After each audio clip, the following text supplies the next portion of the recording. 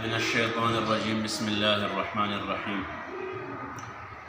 حضرت مولانا طارق جمیل صاحب دامت برکاتہم العالیہ، ماشاءاللہ پوری دنیا ان کو جانتے ہیں کہ وہ کون سی ہستی ہے، ان کی کتنی خدمات ہے، لیکن آج کل کوئی ان پر بدعات کے فتوے لگا رہے، کوئی کہتے کہ یہ دیوبند سے باغی ہو گیا، کوئی کہتے یہ اپنے بڑوں کے طریقے پہ نہیں چلتا، پتہ نہیں کیا کیا لوگوں کے پاس اپنے فتوے اور اپنے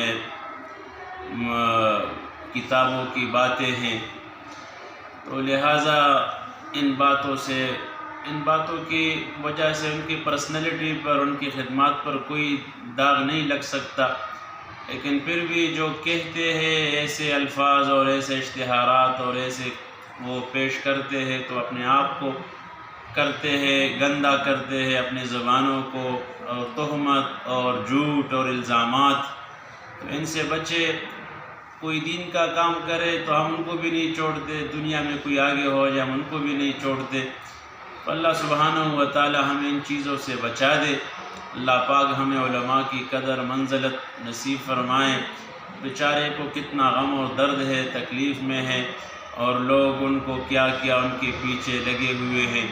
کوئی کہتا ہے یہ باغی ہو گیا، کوئی کہتے ہیں انہوں نے شرک کی، کوئی کہتے ہیں انہوں نے بدعات اور رسومات کیے۔ تو بارہ مہربانی ان کے لیے دعا کرے، اللہ پاک ان پر کتنا بڑا سانحہ ان کے ساتھ دوچار ہوئے ہیں۔